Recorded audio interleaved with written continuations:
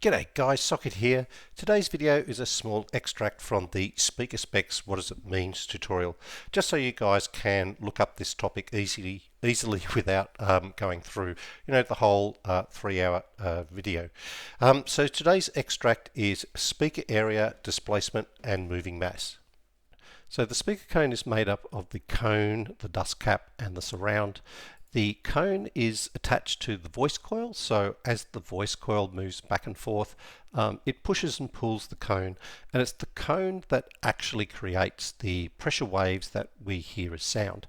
The surround we touched on earlier is the outer rim of the cone that connects the cone to the basket and provides that flex, or allows the cone to move up and down and flex. And the surround, as we spoke earlier, is part of the speaker suspension. And then of course there's the dust cap that's there to stop dirt and rocks and foreign objects and things getting into the driver motor and into the magnetic gap. Now often you'll find the dust cap looks like the top of a bullet, or is shaped in a crazy weird way, and it has a role to play with acting like a wave guide for the sound waves. But yeah, that's a completely different topic.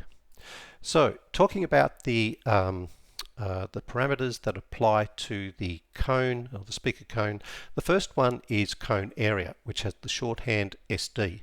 Now, there are, all familiar with 6.5-inch speakers and 3.5-inch speakers and 12-inch speakers and all that stuff, but not all 6.5-inch speakers have the same cone area. So if you want to compare two 6.5-inch speakers and find out which one has the bigger cone area, then this is the parameter to look for, SD. Now, closely related to that is a parameter called displacement capacity, which is VD. So that is the amount, or the maximum volume of air that a speaker can move with each forward or backwards stroke.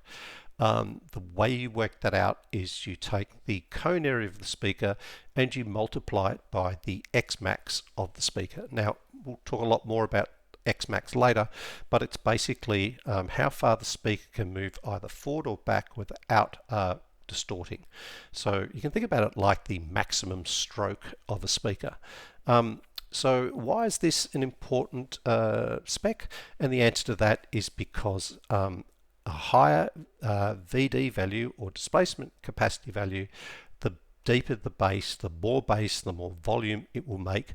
And this is especially important when you're comparing subwoofers or mid-bass speakers.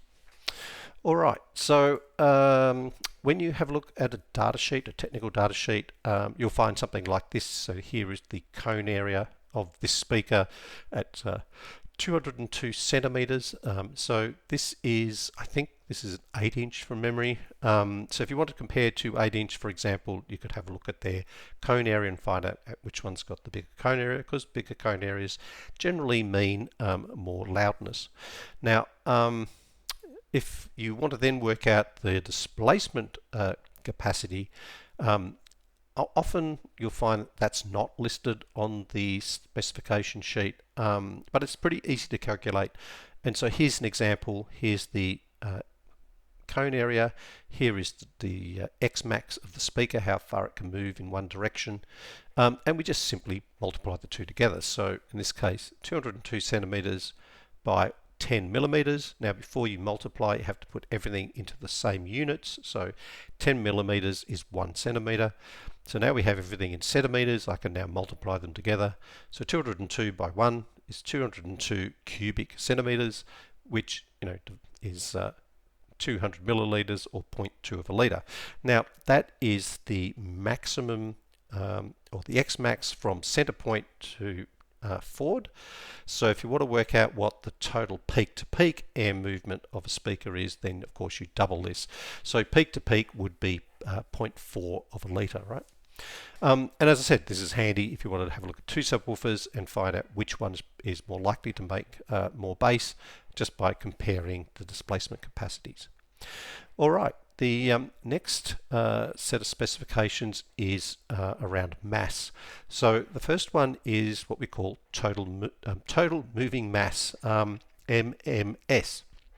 Now we talked about or touched on this earlier when we were talking about driver strength, or sorry, the driver motor strength, because the driver motor of the speaker has to move the moving, the moving mass back and forward, right? If you think about it, some parts of the speaker move, some part of the speakers don't. All the parts of the speaker that moves are included in the total moving mass calculation. So for example, the things that move are the voice coil, the cone, the surround, the dust cap, the spider, the flexible spider part, so the suspension parts of the speaker. But what doesn't move is the basket, the magnet, the top plate, the bottom plate. Those things are static, they're fixed. So we're looking at the weight or the mass that the motor has to move back and forward. Now this also includes the air, because we don't run our speakers in a vacuum, and air has a certain amount of mass.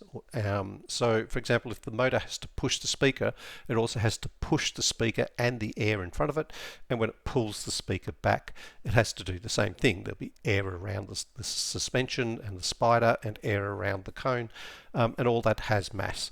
So why is this figure very important? Well, because the higher the total moving mass, the bigger the motor that you need to be able to accelerate it and brake it, and and control the cone's movement, right? So for example, if you have a speaker with a high moving mass, but it has a very small BL value or motor force value, then that speaker is more likely to be more difficult to control and have less sound quality, because the motor won't be able to control it as well, right? I'm generalizing, but yeah, that's the main idea. So if you're comparing two speakers and you look at the moving mass and you look at the motor force, you can get a bit of an idea which one's going to be more controlled than the other. Now, there's a related parameter which is called the mechanical moving mass, which is MMD. Now this is just the mass of the mechanical parts. It excludes the air, right? So total moving mass is MMD plus air, right? So if you want to find out how much air is related to the in the moving mass, then find the MMD value and subtract it from that, and that will tell you how much air is making up of the system's MMS. Now, once again, you could find, it's usually difficult to find the MMD. Some manufacturers list it. In this case, we're looking at this little 8-inch subwoofer, and it has a moving mass of 95 grams. All right, so that is speaker cones. So there you go, guys. I hope you found that interesting. If you want to know more, then check out the full tutorial. I'll leave the link down in the comments below. As always, if you've got questions or anything like that, just pop them down and I will get back to them as soon as possible. Otherwise, guys, thanks very much for watching. I will catch you in the next episode.